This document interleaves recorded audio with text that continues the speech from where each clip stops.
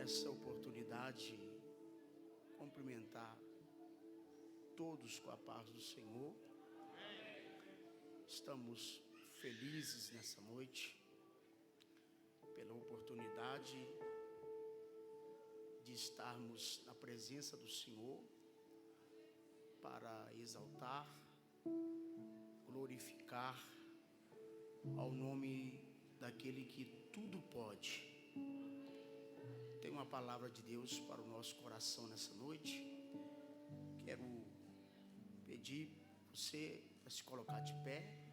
Glória a Deus. Abra sua Bíblia comigo. Livro do 1 Reis, capítulo de número 17. Glória. Glória a Jesus. Livro do 1 Reis,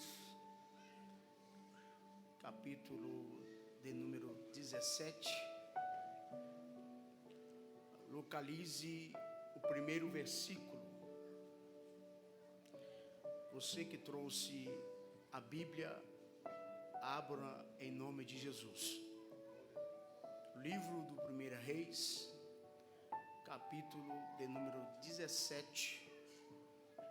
Localize o primeiro verso.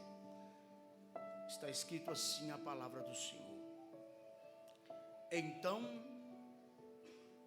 Elias, o tisbitas, dos moradores de Gileade, disse a Acabe: vive o Senhor Deus de Israel, perante cuja face estou, que nesses anos nem orvalho nem chuva haverá, senão segundo a minha palavra. Versículo 2 diz assim: depois veio a ele a palavra do Senhor dizendo: vai-te daqui, vira-te para o oriente e esconde-te junto ao ribeiro de Querite, que está diante do Jordão. Versículo 4: e há de ser que beberás do ribeiro, e eu tenho ordenado aos corvos que ali te sustentem. Foi, pois, e fez conforme a palavra do Senhor, porque foi e habitou. Outra tradução vai dizer morou, junto ao ribeiro de Querite, que está diante do Jordão. Versículo 6: e os corvos lhe traziam pão e carne pela manhã, como também pão e carne à noite, e bebia do ribeiro. Versículo 7, e a gente encerra. E sucedeu que, passados os dias, o ribeiro secou, porque não tinha havido chuva sobre a terra. Somente essa palavra, os irmãos, podeis tomar assento, dando glória a Deus.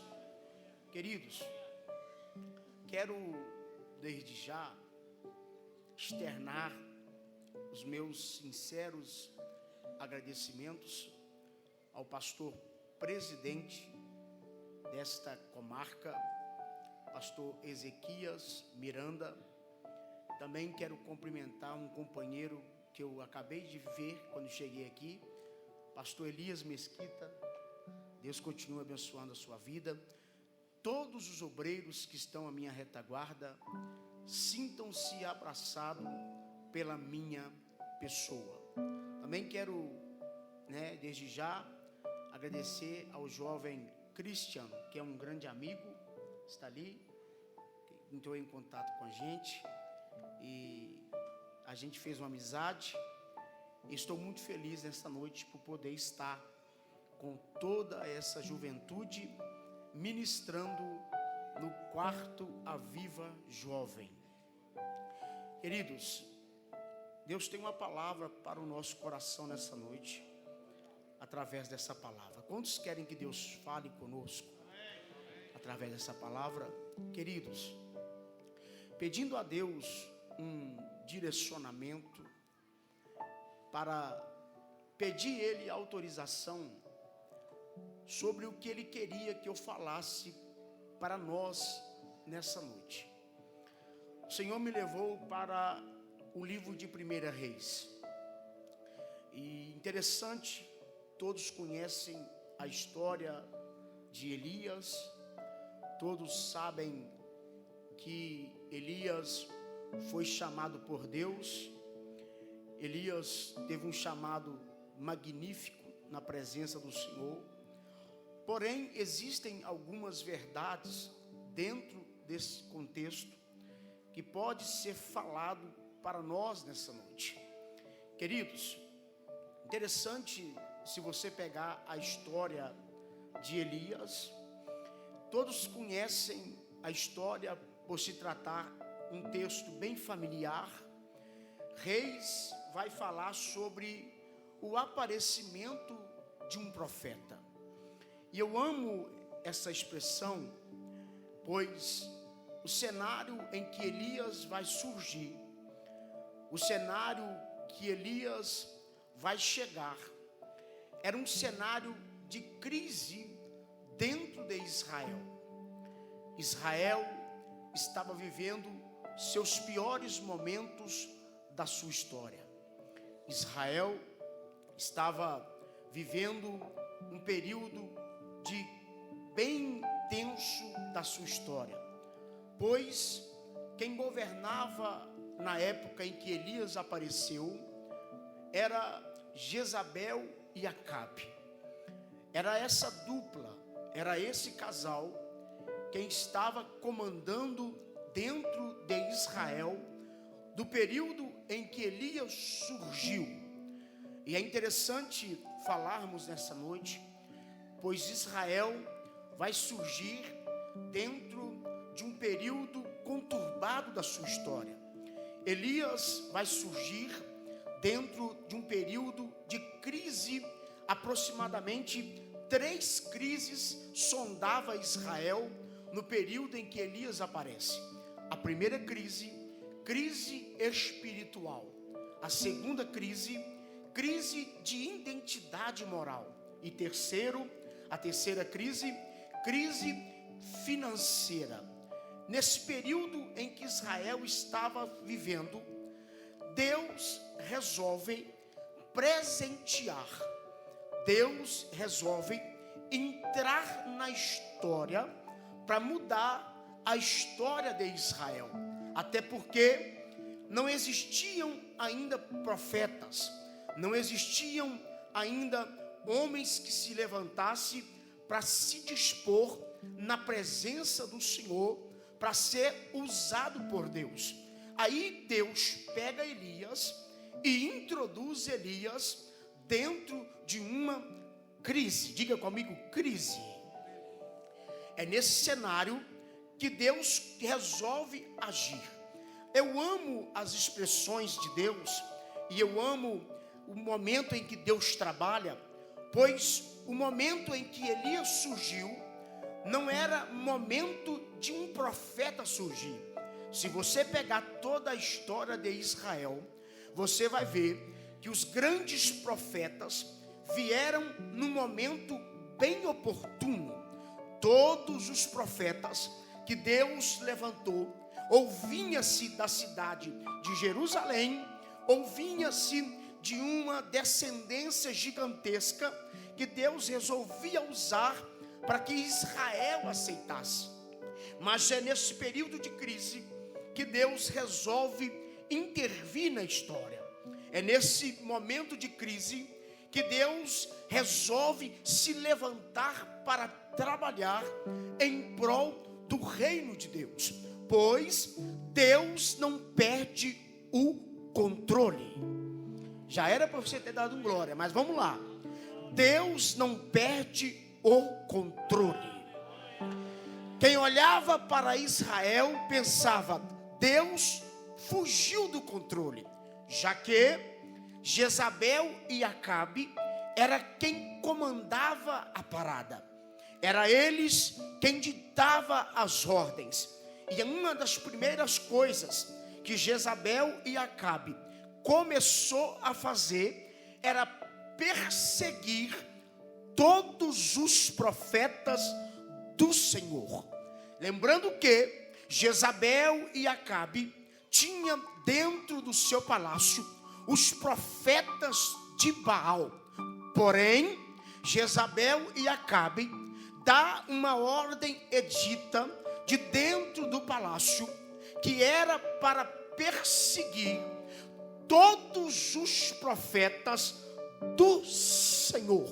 Mas por que Jezabel e Acabe resolvem declarar guerra contra o povo de Israel? Por que é que Jezabel e Acabe resolvem declarar guerra contra os profetas, somente os profetas do Senhor? Sabe por quê? Porque os profetas do Senhor sempre profetizavam aquilo que Deus dava para eles. Já os profetas de Baal, que Jezabel e Acabe tinha dentro do palácio, eram profetas comprados. Eram profetas que falavam aquilo que Jezabel e Acabe queria. Porém, os profetas do Senhor profetizavam aquilo que Jesus, aquilo que Jeová sempre falava para eles. Então, a intenção de Jezabel e Acabe era calar a voz de Deus dentro de Israel. É nesse momento que eles começam a se levantar contra os profetas do Senhor. Por que é que você acha que a igreja sempre foi perseguida? Por que é que você acha que a igreja ela sempre foi apedrejada? Por que é que você acha que a igreja sempre foi maltratada pelos inimigos? Porque a igreja de Jesus, ela anda fazendo a vontade de Deus na terra. Ou seja, ela profetiza aquilo que Deus manda. Ela fala aquilo que Deus manda. E nessa noite eu estou pregando para uma geração que é cheia de Deus nessa noite. Eu estou pregando para uma, aleluia, geração que vai se levantar para fazer a vontade de Deus. E aonde estão os que vão fazer a vontade de Deus nessa noite?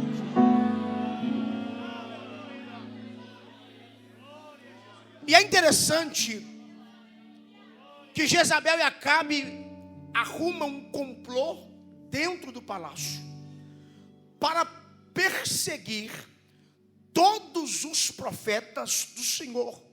Lembrando que Deus ainda tinha profetas que não se venderam ao sistema de Jezabel e Acabe.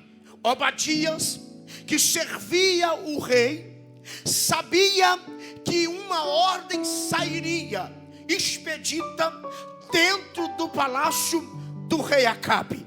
Obadias pega os profetas do Senhor, os que sobraram, levam para uma caverna.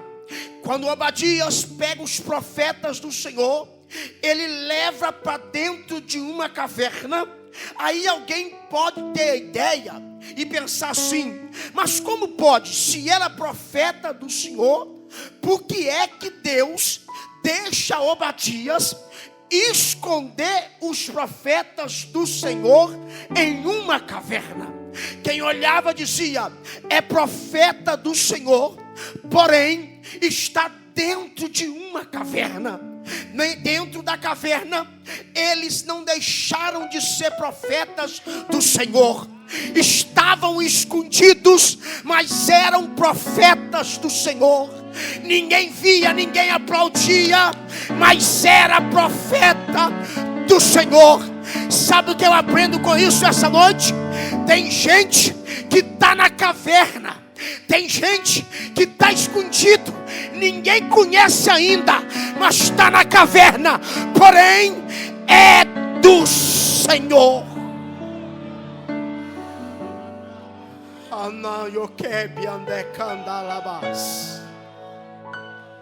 Mas vamos caminhar.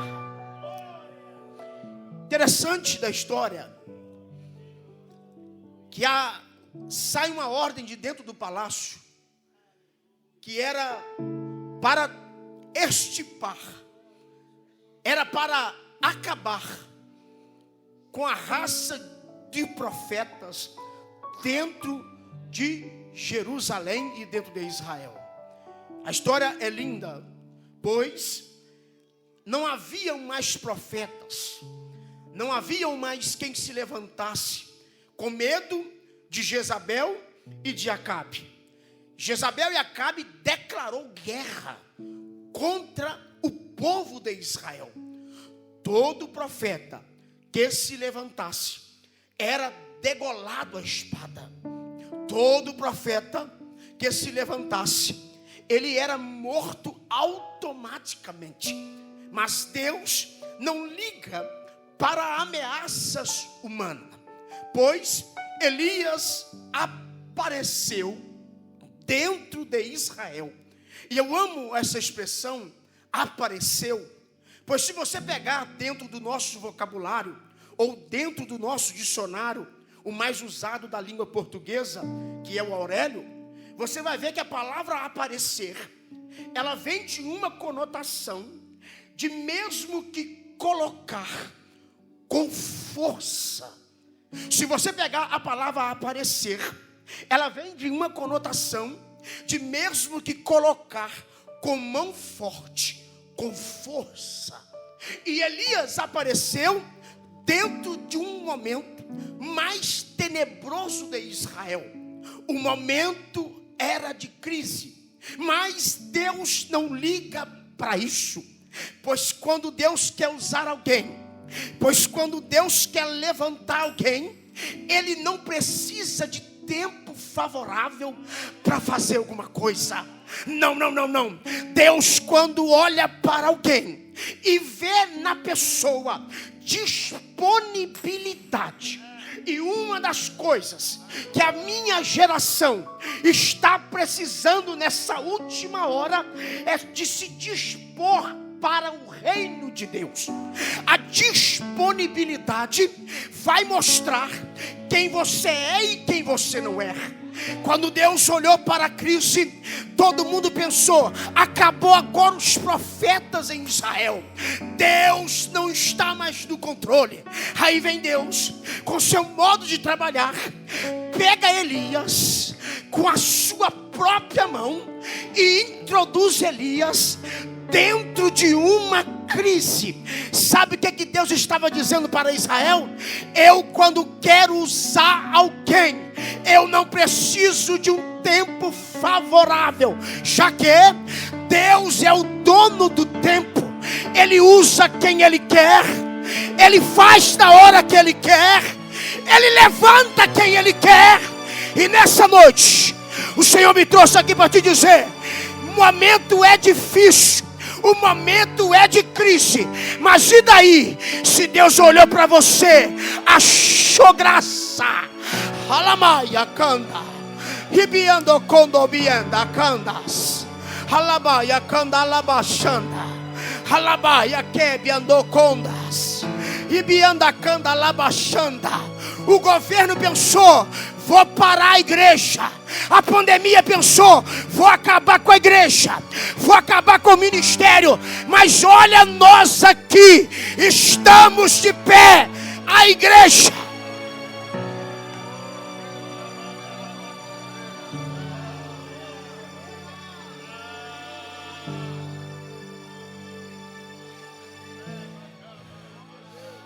Indiquindo coxiande. Tibiondo yashi.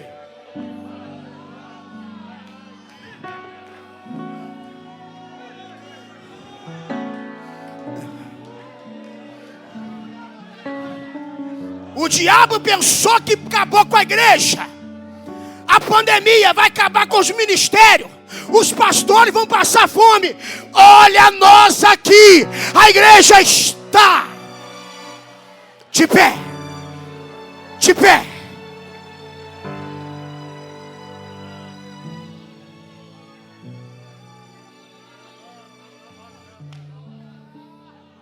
Até porque o dono do reino, ele não precisa de tempo favorável para realizar alguma coisa. Deus pega Elias e introduz Elias dentro de uma crise. E o que me chama a atenção foi o cenário em que Elias aparece e como Elias apareceu. Pois a Bíblia não cita nome de pai, a Bíblia não cita nome de mãe, a Bíblia não cita histórico familiar nenhum de Elias. Sabe o que Deus estava querendo dizer, mostrar para Israel e dizer para Israel? Eu, quando quero usar alguém, eu não preciso que na família tenha alguém influente no ministério. Eu vou falar tudo que Deus me mandou falar, eu vou falar. Sabe por quê?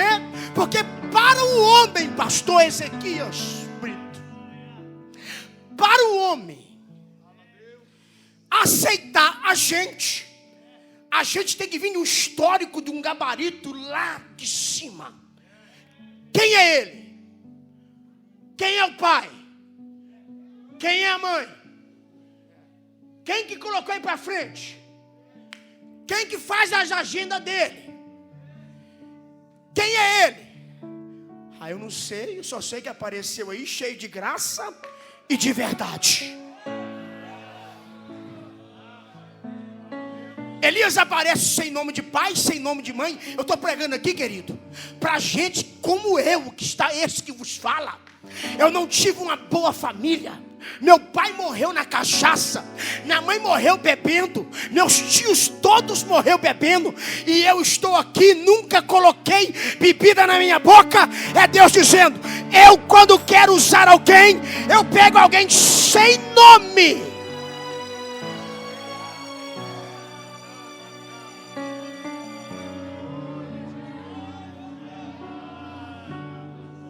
Porque dentro da igreja tem um monte de gente com complexo de inferioridade na família. Tem gente que tem vergonha de falar que é da família fulana de tal. Tem jovem que fala assim, você é filho daquele que fica bebendo lá no botequim tal? Aí o jovem abaixa a cabeça e infelizmente sou eu. Só que eu vim aqui essa noite pregar para essa geração que a família foi toda conturbada, que o pai morreu nas drogas, a mãe é toda bagunçada. Mas e aí, se o céu olhou para você, e é você que ele te chamou para mudar a história da sua família? Oh glória! Quem olhava para você dizia, vai ser igual o pai, vai ser igual a mãe, vai ser um bebum, vai ser um drogado. Aí Jesus foi lá e disse, vou mostrar para ele que quem dá a última palavra na vida dele sou eu. Eu vou mostrar para ela que quem dá a última palavra na vida dela sou eu. Jesus foi lá, te chamou, te deu um banho no sangue dele, te colocou dentro do reino para dizer, quando eu quero chamar alguém, ai ananásia, de que onde eu condo piquienda canda yamachebia. Deus está dizendo para essa geração que entrou aqui essa noite, foi você que eu te chamei para impactar este mundo. Foi você que eu chamei para impactar este mundo. Aí muita gente vai olhar para você e vai dizer, mas foi ela que Deus chamou.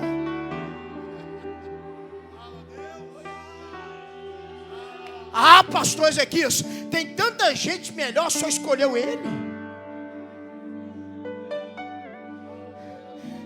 Ah, mas tinha tanta gente melhor para colocar na mocidade. Ah, mas tinha que ser ela, pastor. Ela não tem jeito de profeta. Ela não tem jeito de cantora. Ele não tem jeito de cantor.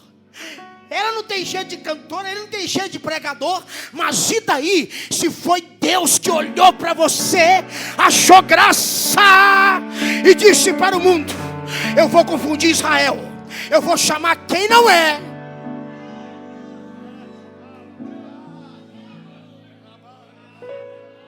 E 1 Coríntios diz: e Deus escolheu as coisas loucas deste mundo para confundir as sábias. Ei, querido, você que até hoje fica pensando: eu não sei qual é o meu chamado, eu não sei para que Deus me chamou, eu não sei para que Deus tem na minha vida. Ei, querido, só de você estar aqui dentro, só de você estar com esse sorriso nos teus lábios, Deus está dizendo: seja grato, seja grata. Eu tenho algo contigo nessa terra. Nessa terra, Deus tem algo contigo, jovem. Deus tem algo contigo, minha irmã. Deus tem algo contigo, meu irmão. Mesmo que não vão aceitar você, mesmo que não vão com a tua cara, mas e daí? Se Deus te aprovou, está aprovado. Deus te levantou, Deus te chamou. Levanta a tua mão e adore Ele. Isso, adore, adore. Adore Ele.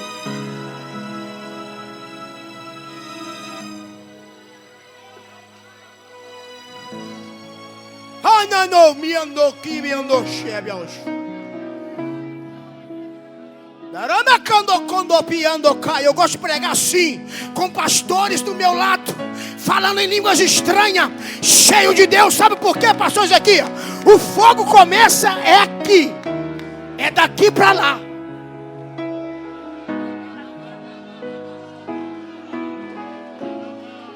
Sabe por quê? Porque a gente prega em igreja por aí, pastor Zequias, que parece que vem daí para cá, mas aqui é diferente. O fogo vai daqui para lá, daqui para lá, daqui para lá.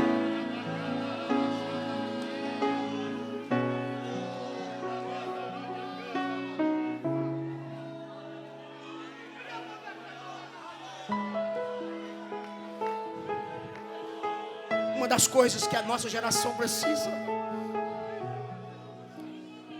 é ser sensível à voz do Espírito Santo.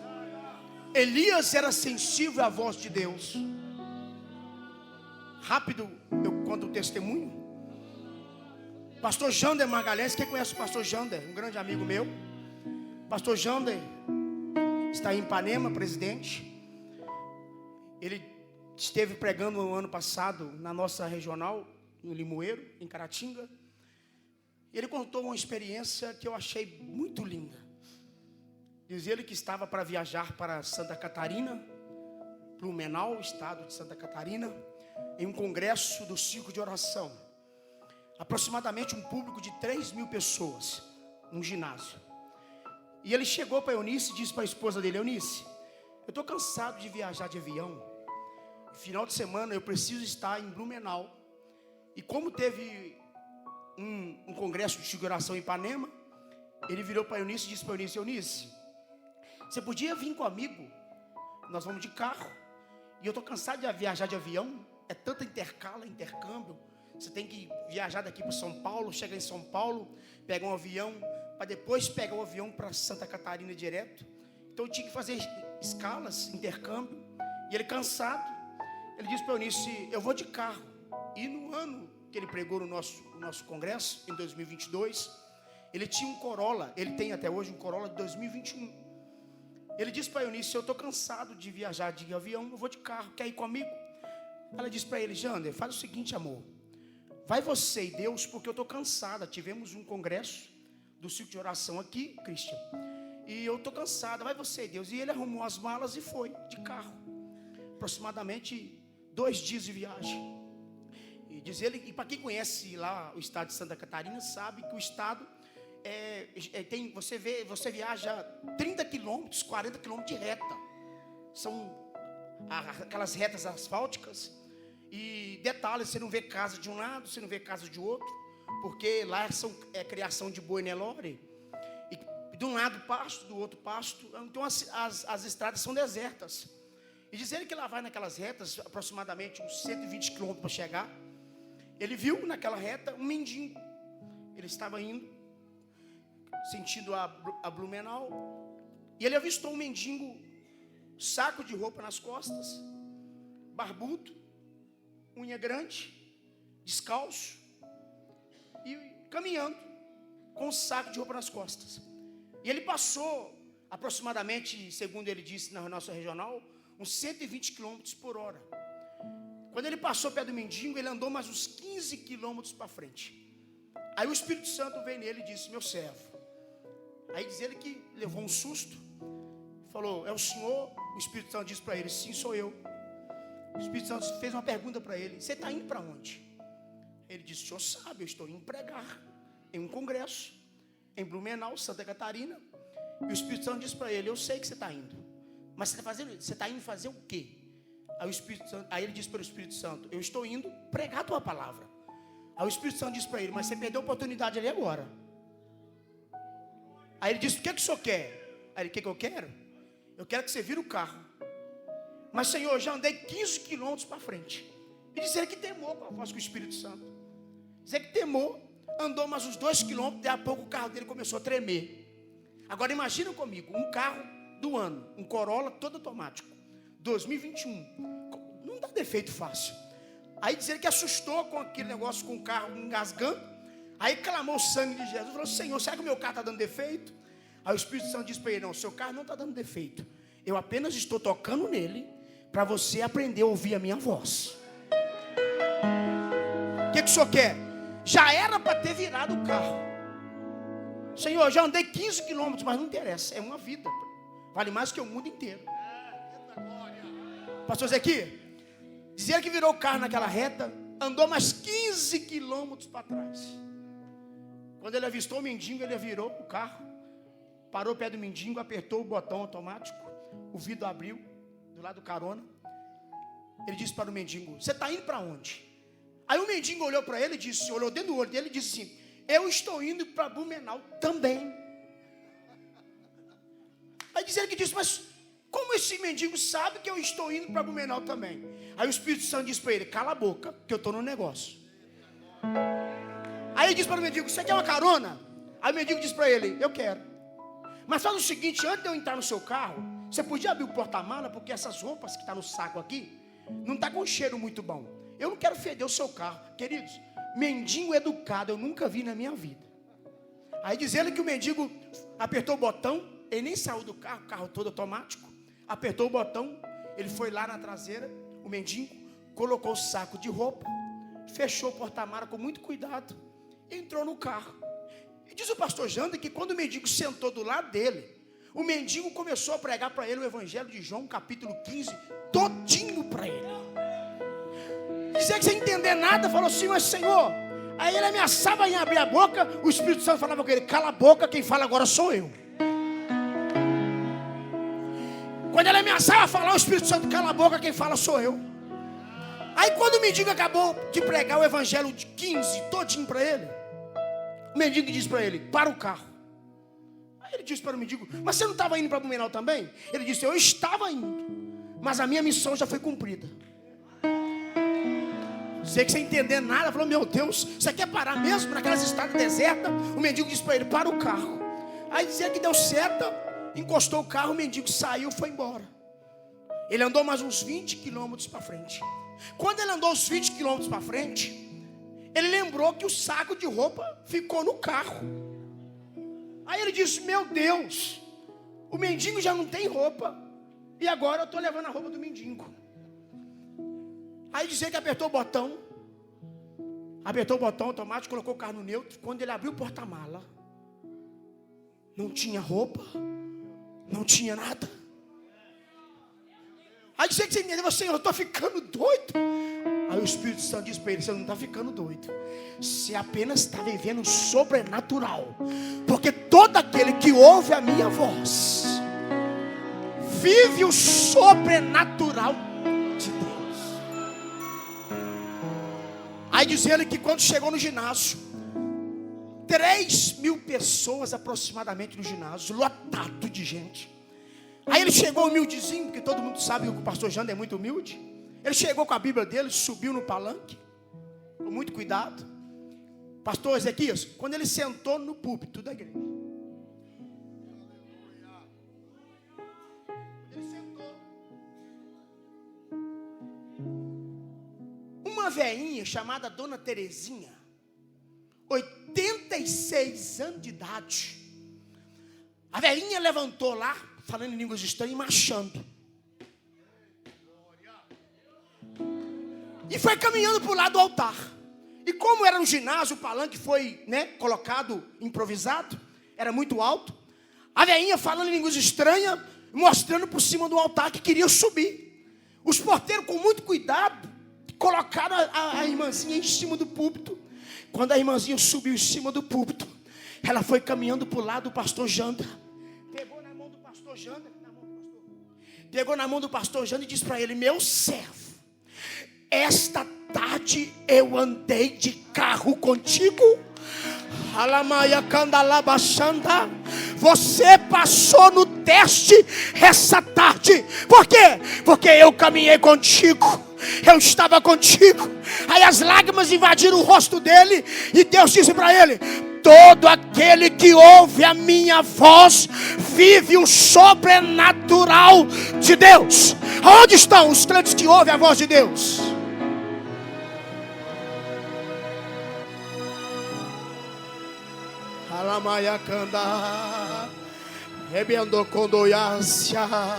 É esse Deus que você serve. É esse Deus que a igreja serve. O Deus que se relaciona conosco. O Deus que fala conosco. O Deus que avisa a gente. O Deus que conversa com a gente. Deus está dizendo para alguém que entrou aqui essa noite: eu estou conversando contigo, meu filho. Exposta uma reação. Levanta a tua mão. Adora. Fala em línguas estranhas agora. Alamayacanda, alabachanda. Alabacanda, alabachanda, arabacanda. Ibiende, quebiondo, condoconda, abacaias. Há uma presença de Deus sobrenatural sobre esta igreja. Deus está passando em revista agora. E aonde estiver um crente batizado com o Espírito Santo, ele vai pegar, ele vai falar em outras línguas agora. Agora, agora, agora.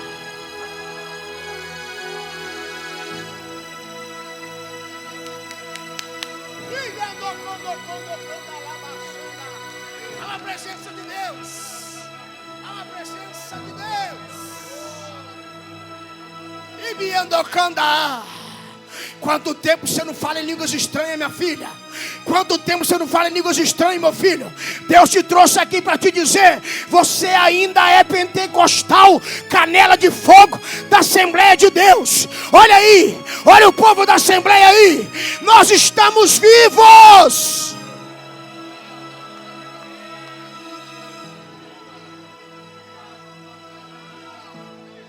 É mentira do diabo que a igreja está calada, está fria.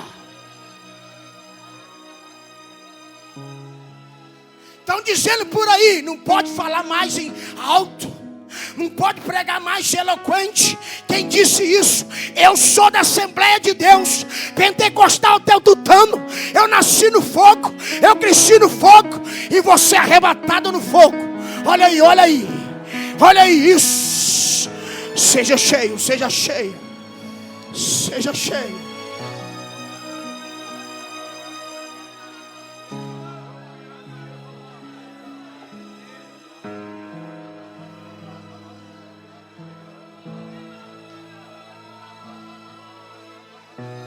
Estão dizendo por aí: os líderes morreram. Mentira do diabo.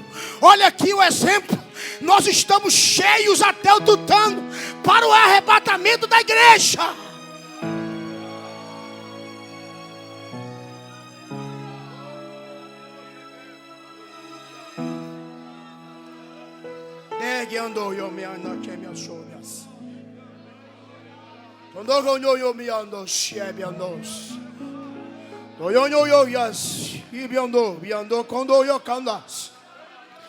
Ayabacando, eu estou sentindo a graça de Deus aqui, pastor. Halabanacando.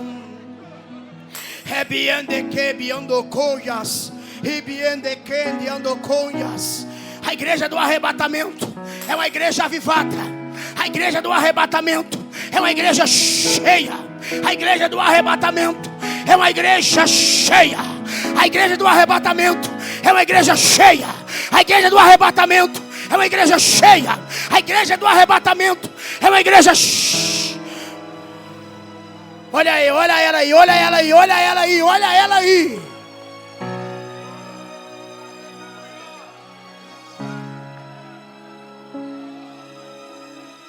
E andou, biedeque, biandou, sievias.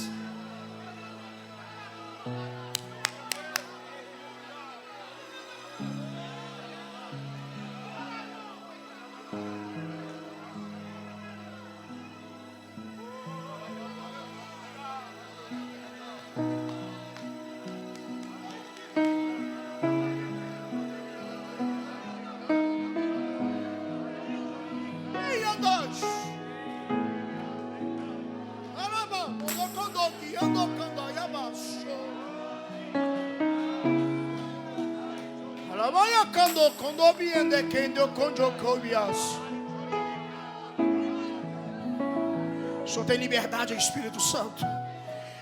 Aqui o Senhor tem liberdade, Espírito Santo.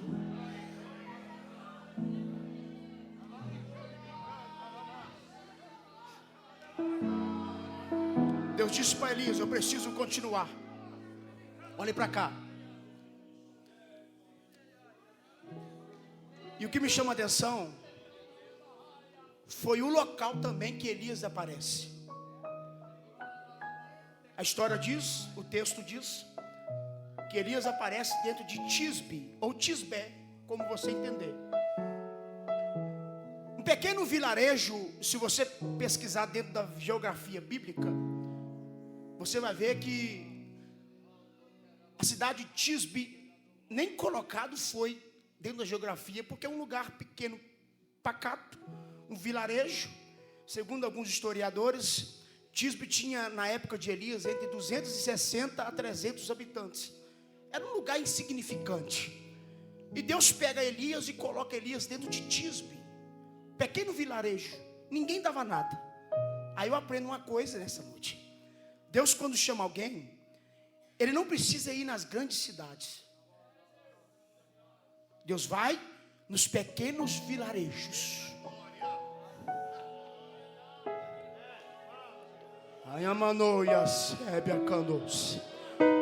E se Deus olhar para a Lajinha hoje e achar graça em alguém? E se Deus olhar para dentro dessa cidade e dizer: eu vou levantar ali um exército de profetas. Eu sou o primeiro, onde está o segundo? Olha aí o exército que Deus pode levantar essa noite. Mas vamos lá. Um belo dia, Elias estava na cidade. Agora imagina comigo alguém estranho, sem histórico nenhum. Todo mundo olhava e dizia: quem é esse aí? Olha, esse aí apareceu na cidade, diz que é profeta, diz que é usado por Deus, mas ninguém sabe de onde é. Então não vamos aceitar o profeta, porque a probabilidade de aceitar alguém que não tem nome é muito pouca. A probabilidade de você não chamar alguém que você não conhece é muito grande. Todo mundo tem medo. Só que Deus estava dizendo para Israel: eu vou confundir Israel agora. Vou colocar alguém sem nome de pai, sem nome de mãe, que ninguém conhece, porém é alguém que se disponibilizou para eu usar. Elias, querido, é um profeta que um dia está caminhando na cidade, porque o 1 Reis 17 é uma conversa entre Deus e Elias, entre o Criador e a criatura.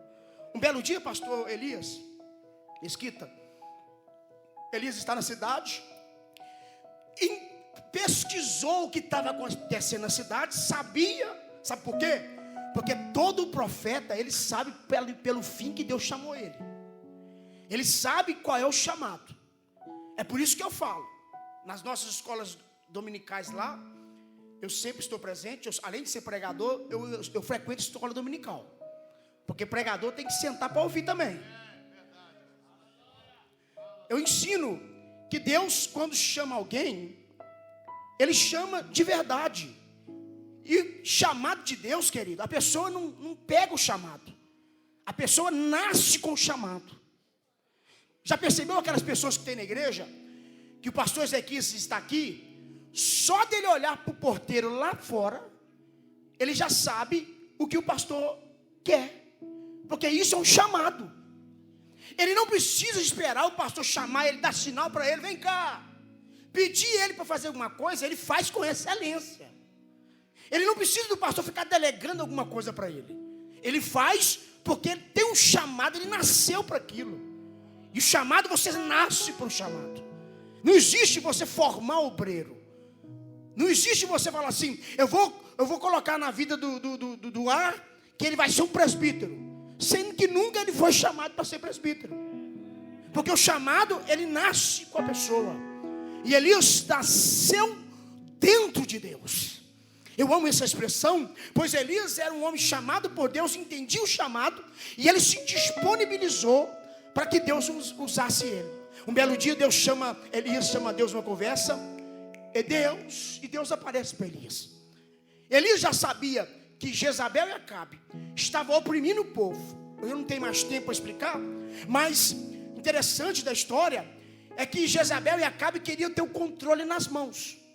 Lembrando que Jezabel e Acabe serviam a um Deus chamado Baal, ou chamado Deus da fertilidade. Então tudo que o povo comia, Jezabel e Acabe dizia, quem está dando para vocês é Baal. Tudo que Jezabel e Acabe dava para o povo, ele sempre pregava que quem estava dando era Baal, o Deus da fertilidade. E o que Elias faz? Opa, se Jezabel e Acabe servem ao Deus Baal, ao Deus da prosperidade, né? O Deus da fertilidade, eu vou ter que entrar no sistema dele para desbaratar o sistema sem infiltrar no sistema. O que Elias faz? Elias chama Deus e Deus aparece para Elias. Fala, Elias, Senhor, eu já sei qual é o chamado e sei para aquilo que eu fui chamado. Só podia fazer o seguinte, só podia fechar o céu aí. Aí imagina que Deus olhou para Elias, como é que é Elias?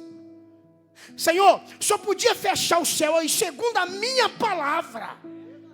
Aí imagina que Deus olhou lá do céu e disse, achei um homem que tem cinto na calça. Achei um homem que tem coragem até o tutano. Querido, o que essa geração nossa está precisando de homem que tem cinto na calça? Geraçãozinha fraca, geraçãozinha medrosa, geraçãozinha que se vende à toa. Elias colocou no sistema e disse, Senhor, eu estou aqui para ser usado por ti, então toma Jezabel e Acabe, eu vou ser usado por Deus. Elias, fechado, imagine que Deus abriu um sorriso. Fechado, Elias. Ok, 3 anos e meio. E outro detalhe, Senhor, o Senhor vai fechar o céu, e o Senhor vai também fechar até o orvalho. Até o orvalho Elias pediu para Deus secar. Sabe o que é orvalho? Orvalho é o sereno que cai da noite. Até o sereno Elias falou assim, eu não quero uma gota caindo. 3 anos e meio. Agora imagina, Jezabel e Acabe no palácio. Se não tem chuva, não tem como plantar. Olha para cá, já estou terminando. Se não tem chuva, não tem como plantar. Se não tem como plantar, vai acabar o alimento. Sabe o que Jezabel e Acabe fazia? Quando a história diz, segundo um historiador chamado Eusébio de Cesareia, ele diz em uma das suas enciclopédias, que quando Jezabel e Acabe viu que parou de chover 3 anos e meio, que eles viram que ia ficar vulneráveis no palácio, o que eles pensaram? Vamos mandar os soldados ir nas plantações do povo, nos celeiros do povo, porque o povo guardava as plantações, né, os frutos que colhiam nos celeiros na época. Vamos mandar os nossos soldados nos celeiros, trazer tudo, ou seja, roubar, tomar do povo e trazer para o palácio. Porque Jezabel e Acabe dizia, nós estamos no controle. Quando ele viu que estava acabando, que não tinha chuva e estava acabando o alimento, ele trouxe tudo para dentro do palácio. Então quando o povo queria comer, o povo tinha que ir no palácio, bater a porta e pedir permissão para pegar uns cereais que eles mesmos plantaram. Agora pensa comigo, o caos que Israel estava tendo. Não tinha como plantar, não tinha como colher, pastor Ezequias. Estava uma crise instalada, pessoas passando fome na cidade. Aí um belo dia Deus aparece para Elias e diz para Elias: Elias, pois não, Senhor.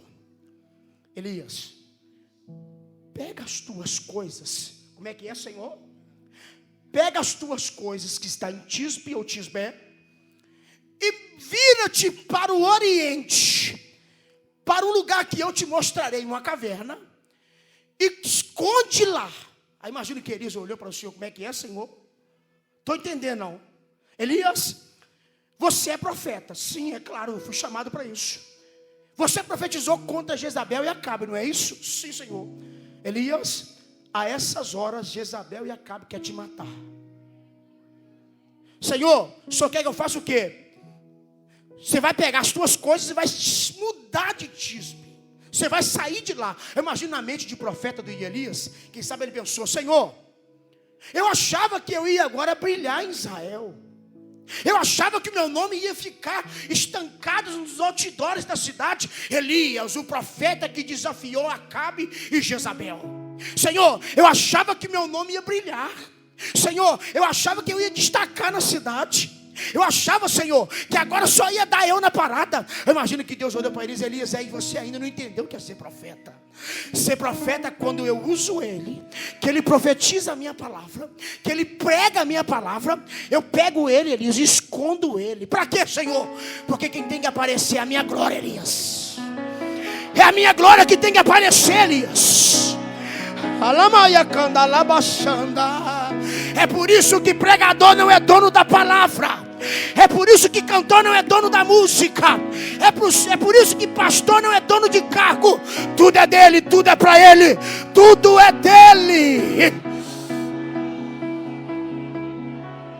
Para correr aqui o tempo e terminar na hora certa. Porém, Elias, eu já ordenei aos corvos que te sustente lá. Ou seja, Deus estava dizendo para Elias: Elias, você é um profeta escolhido por mim, usado por mim, protegido por mim. Quando Deus mudou o profeta de lugar, Deus estava cuidando do profeta.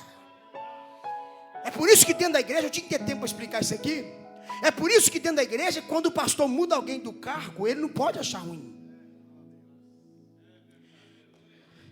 Uma das coisas, pastor Ezequias, que mais tem dado problema no nosso campo é mudança de pastor. Ah, mas o pastor me mudou fora do tempo. Ah, mas o pastor me mudou não sei o quê.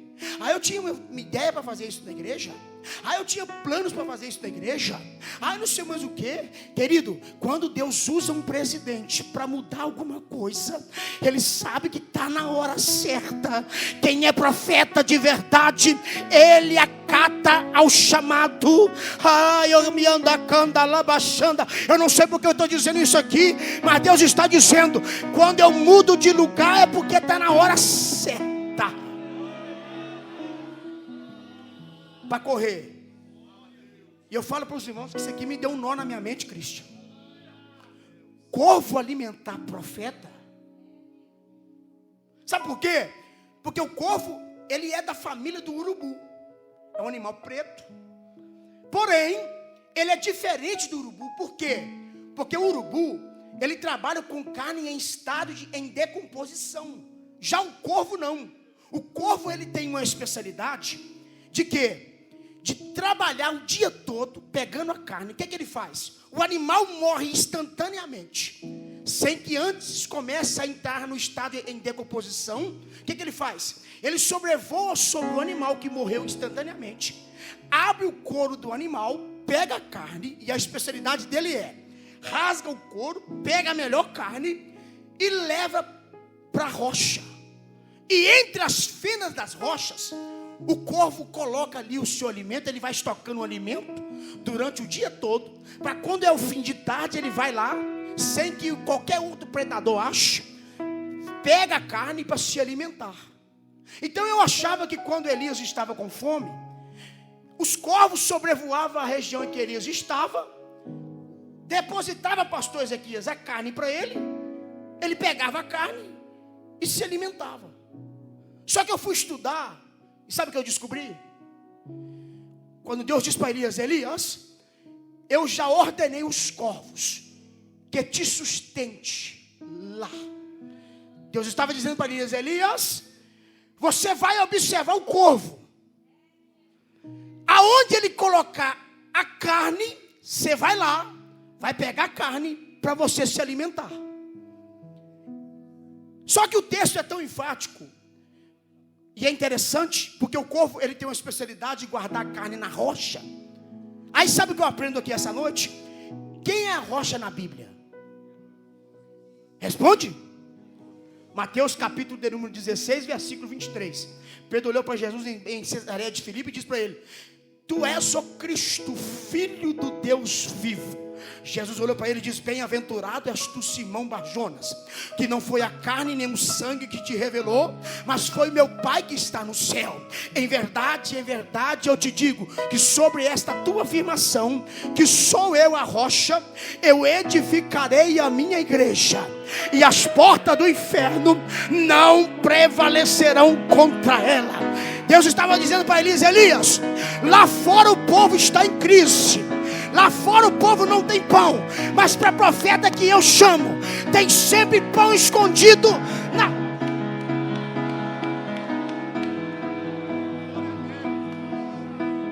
Pastor Ezequias, é por isso que a igreja ficou em pé, triunfante, em meio à pandemia, aonde estava todo mundo desesperado, aonde estava todo mundo ficando louco, pensando que vai passar fome, vai ficar desempregado, mas o crente, ele ficou intacto. É Deus dizendo: eu cuido ou não cuido bem dos meus profetas?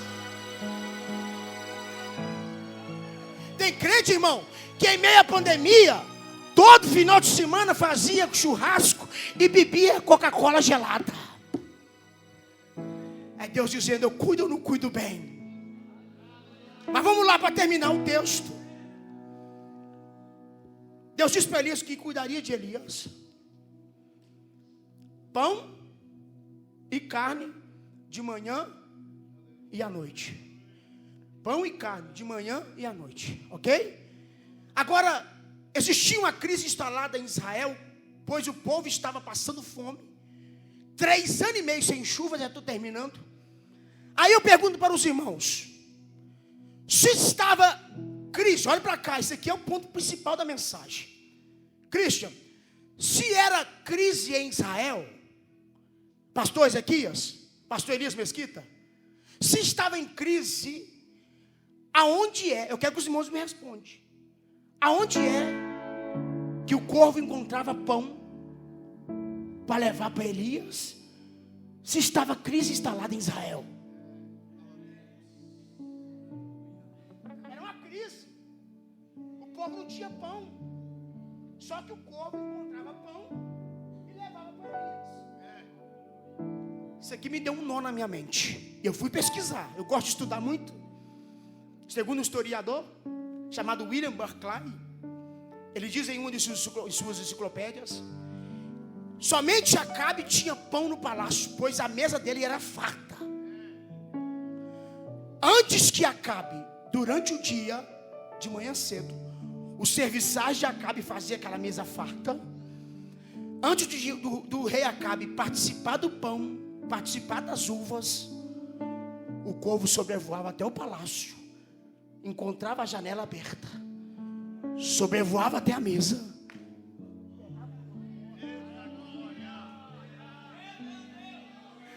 pegava o pão, sem que Isabel e Acabe participassem, sobrevoava até a rocha e levava para Elias. Sabe o que eu aprendo aqui essa noite? Se Deus precisar tirar da boca do inimigo para dar para a igreja, Ele dá. Se Ele precisar tirar da boca do inimigo para te dar, meu filho, Ele vai te dar, porque você é servo dEle, você é profeta dEle, e profeta que Ele chama, Fica de pé comigo, de pé comigo, de pé.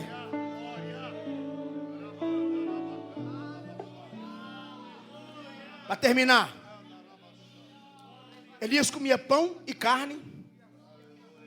Quando ele dava sede, ele estava morando num passo do ribeiro. Um belo dia, Elias foi lá com fome, comeu muito pão, comeu muita carne, parecido com nós. Quando janta aquela carne de batata, a carne cozida de panela, fica estufada a barriga, dá aquela sede. Um belo dia, Elias chega nas fontes, mora num passo. Era só dar um passo da caverna, o rio passava. Um belo dia, Elias volta com sede. Quando ele chega na fonte, o texto diz que a fonte tinha secado. Aí Elias chama Deus: Senhor, estou entendendo não? Aí Deus aparece para Elias e diz: por quê, meu filho? Só disse que ia cuidar de mim, eu estou bravo aqui. Elias, por que você está bravo? Só disse que ia cuidar de mim, e eu não estou cuidando, está faltando pão, está faltando carne. Senhor, só que agora eu estou com sede, eu fui tomar água, o ribeiro secou. Aí Deus olha para eles: Elias, faz uma retrospectiva daquilo que você profetizou. Pensa um pouquinho, volta a fita atrás. Senhor, sou ruim de memória, espera um pouquinho. Recapitulei. Eu disse para o Senhor fechar o céu. Pois não, ele disse, é inteligente.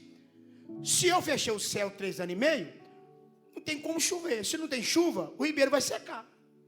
Senhor, não estou entendendo, Elias. Faz uma retrospectiva. Aí Elias olha para o Senhor: Senhor, o Senhor está dizendo que eu estou vivendo aquilo que eu profetizei? Isso mesmo, Elias. Sabe por quê? Porque profeta, ele tem que viver com intensidade na pele aquilo que ele profetiza. Como você vai conhecer um Deus que cura se você não ficar enfermo? Como você vai conhecer um Deus que é próspero se você não passar necessidade? Como você vai conhecer um Deus que abre porta se a porta nunca fechar para você? Sabe o que eu aprendo aqui essa noite? Deus vai levantar nessa última hora uma geração que vai viver aquilo que Ele prega, que vai viver aquilo que Ele profetiza. Só vai subir em cima dos nossos altares aqueles que viver com intensidade aquilo que Ele profetiza, aquilo que ela profetiza. Fecha os teus olhos nessa noite. Amor, prepara o hino, pode cantar. Fecha os teus olhos nessa noite. Eu quero convidar você que veio aqui essa noite, todos os jovens, se possível, eu tenho mais 2 minutos. Você vinha aqui à frente, eu quero orar pela sua vida. Todos os jovens que estão aqui essa noite. Pastor, me dá mais 2 minutos. Mais 2 minutos. Eu quero convidar todos os jovens que estão aqui essa noite. Você que está aí atrás. Todos os jovens. Pastor, eu estou sem uniforme. É você mesmo que Deus está te chamando. Você que está aí atrás, você que é jovem, vem aqui à frente e quero orar pela tua vida.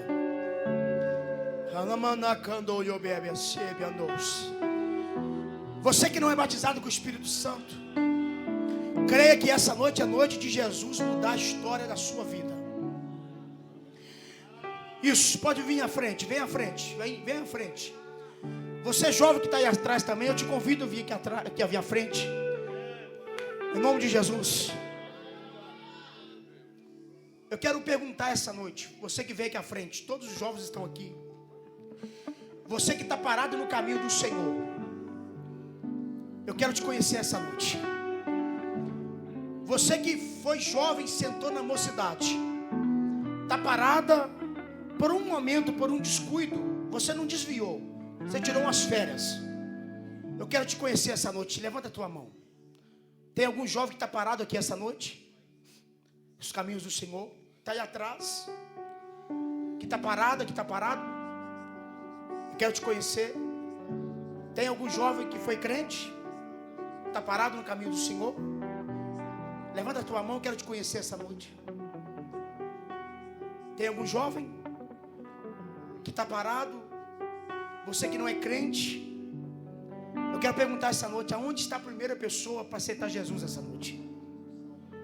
Aonde está a primeira pessoa que ouviu essa palavra e não pode sair daqui sem antes tomar essa decisão na sua vida? Jesus quer te salvar, quer mudar a história da sua vida. Aonde está a primeira pessoa para Jesus nessa noite? Aonde está o primeiro jovem para Jesus nessa noite? Aonde está a primeira pessoa? Me ajuda aí, querido. Você conhece alguém que está parada?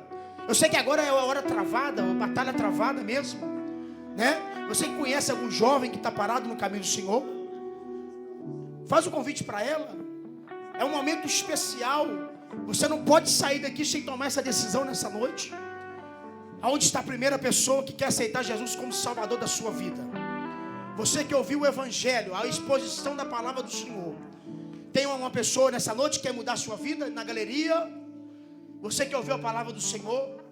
Você não pode sair daqui da maneira que você entrou, cabisbaixo, triste, para baixo. É noite de Jesus mudar a história da sua vida. Mas para isso, você precisa levantar as suas mãos cansadas. Tem alguém essa noite? Eu não vou insistir. Tem alguém para Jesus essa noite? Tem alguém? Tem algum jovem que quer abraçar o Evangelho da graça de Deus? Tem algum senhor, uma senhora? Você que entrou aqui está perdido, pensando que seria esse o último culto. Nessa noite é noite de você levar Jesus para casa. Tem alguém? Se não tem, que Deus lhe dê uma outra oportunidade nessa noite. Você jovem que veio aqui à frente, que não é batizado com o Espírito Santo, pode cantar, amor. Feche os teus olhos nessa noite. Em nome de Jesus, feche os teus olhos. Busque a Ele, porque Ele pode te batizar nessa noite com o Espírito Santo. Escute. Adore Ele, adore, adore. Ore comigo. Da sua mãe, a sua história eu já tinha escrito, filho. Olha, escute. E só parece que é o fim, que vai morrer, e o desespero toma conta do seu coração. Mas eu não. Feche os teus olhos nessa noite. Em nome de Jesus Cristo. Seja impactada, jovem, por essa palavra. Seja impactado, meu jovem, agora, por essa palavra. Você que veio aqui, que não é batizado com o Espírito Santo, ore comigo, ore fervorosa, ore com amor, ore com fervor, porque Ele pode te batizar nessa noite com o Espírito Santo. Em nome de Jesus Cristo. Seja cheio de Deus. Isso. Seja cheio da presença de Deus agora, em nome de Jesus. Seja cheio de Deus. Adore Ele, adore. Isso, jovem, adore Ele, adore. O controle não, eu não perdi o controle.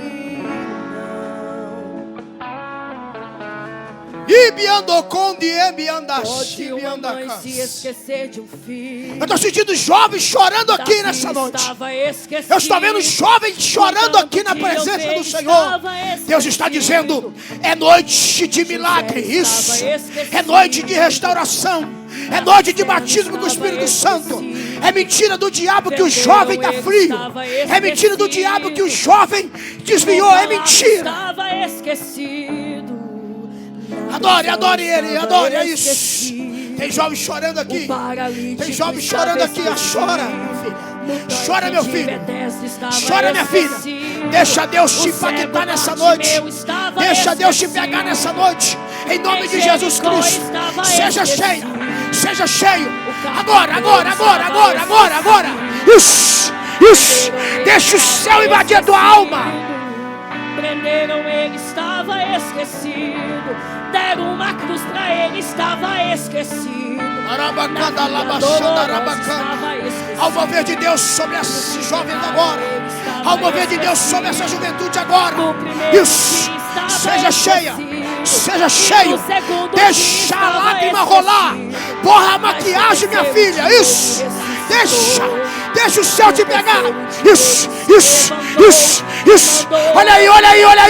Olha a presença. Olha a presença de Deus aí. Eu não perdi o controle. Eu não perdi o controle. Deus está na casa. Deus está na casa. Isso, jovem.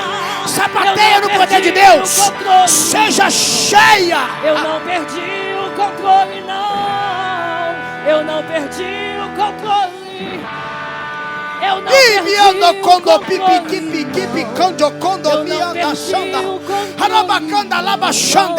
Ao mover de Deus sobre esse ambiente agora. Olha Deus passando aí. Onde Ele passa, Ele faz. Onde Ele passa, Ele faz. Onde Ele passa, onde Ele passa, eu não perdi o controle. onde Ele passa. Eu não perdi o controle, não. Eu não perdi Seja o cheio, controle, seja cheia. Isso. não. Eu não perdi. Glórias ao o controle, Senhor. não. Eu Aleluia. não perdi o controle, não. Glórias ao Senhor. Eu Aleluia. não perdi o controle. A sua história já estava escrita. Eu não perdi o controle, não. Eu não perdi o controle, não. Eu não perdi o controle, não. Deus não perde o controle. Deus está cuidando da tua vida. Aleluia. Deus está no controle.